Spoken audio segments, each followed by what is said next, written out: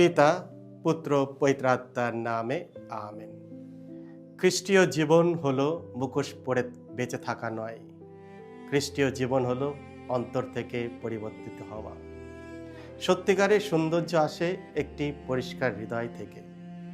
সত্যিকারের পবিত্রতা আসে ঈশ্বরকে ভালোবাসা এবং তার ইচ্ছা পালন করার মধ্য দিয়ে।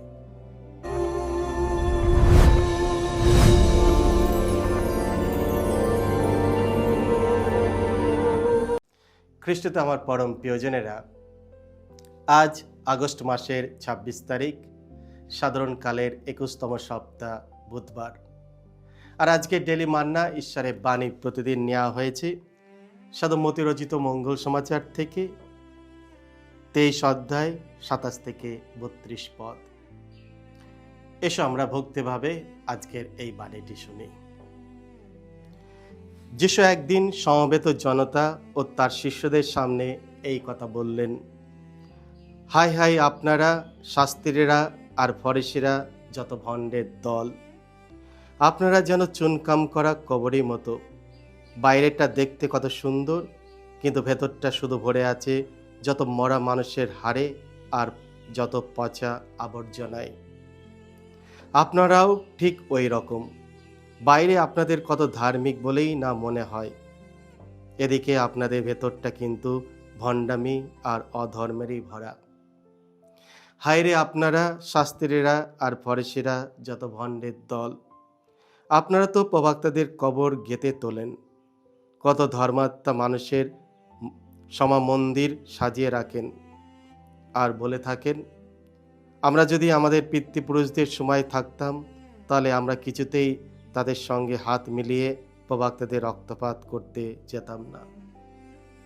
সুতরাং আপনারা সকলের সামনে স্বীকার করে নিচ্ছেন যে প্রবক্তাদের যারা হত্যা করেছিল আপনারা তাদেরই সন্তান। বেশ, তাহলে আপনাদের পিতৃপুরুষেরা যা শুরু করেছে তা আপনারা এবার শেষ করে দিন। এই হলো প্রভু যিশুর মঙ্গল সমাচার। প্রভু যিশু তোমার মহিমা উচ্চারিত হোক। পরিচ্ছন্ন অন্তর, বাহ্যিকতা নয়, হৃদয় আসল। খ্রিস্টে আমার পরম প্রিয়জনেরা, কিভাবে আমরা বুঝব কেউ সত্যিই আসল না নকল, আন্তরিক না ভণ্ড? বাহ্যিক চেহারা দেখে কি একজন মানুষের অন্তরকে বিচার করা যায়? সবসময় নয়, কারণ বাহ্যিক সৌন্দর্য অনেক সময় ভেতরের ব্যবস্থাকেও ঢেকে রাখে। আজকের পবিত্র মঙ্গল সমাচারে যিশু বিধান পণ্ডিত ও ফরিসিদের কঠোর ভাষায় সতর্ক করেছেন। তিনি তাদের বললেন, তোমরা বাইরে থেকে সুন্দর দেখাও, কিন্তু ভেতরে তোমাদের হৃদয়ে অনেক সময় ঈশ্বরের কাছ থেকে দূরে। যিশু তাদের চুনকাম করা কবরের সঙ্গে তুলনা করলেন। খ্রিস্টে আমার পরম প্রিয়জনেরা, প্যালেস্টাইনের কবরগুলি সাদা করে রং করা হতো, যাতে মানুষ দূর থেকেই দেখতে পায় এবং পা দিয়ে তা যেন স্পর্শ না করে।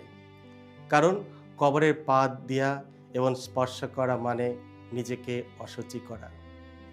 এই কবরগুলো বাইরে থেকে পরিষ্কার ও সুন্দর দেখাতো, কিন্তু ভেতরে ছিল মৃত মানুষের হাড় ও দুর্গন্ধ। যিশু এই উদাহরণের মাধ্যমে একটি গভীর সত্য আমাদের সামনে তুলে ধরেন। বাহ্যিক ধর্মীয়তা যথেষ্ট নয়, ঈশ্বর আমাদের অন্তর দেখেন। আমরা হয়তো গির্জায় আসি, প্রার্থনা করি, ধর্মীয় কাজ করি, ভালো কথা বলি, কিন্তু প্রশ্ন হলো আমাদের হৃদয়ের ভেতরে কি আছে?